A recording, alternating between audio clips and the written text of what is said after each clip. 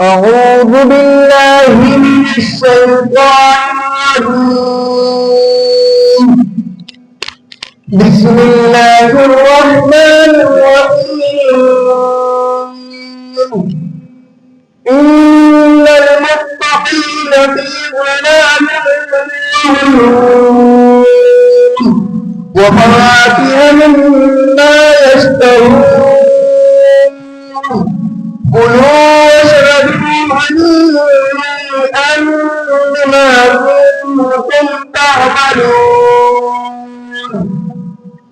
إنا كذلك نجزي المحسنين. ويل يومئذ للمكذبين.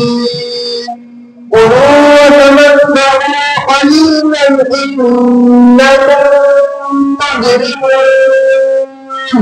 ويل يومئذ للمكذبين.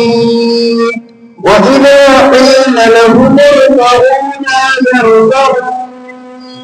ويل يومئذ للمكذبين. فبأي حديث بعده يؤمنون.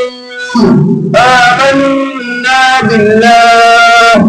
صدق الله العظيم. اللهم آنس وحشتي في قلبي.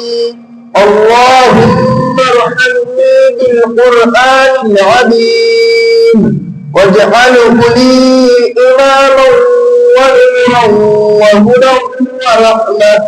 اللهم ذكرني منه ما نسيت وعلمني منه ما جهلت وارزقني تلاوته آناء الليل وآناء النهار واجعلني حجة يا رب العالمين. آمين.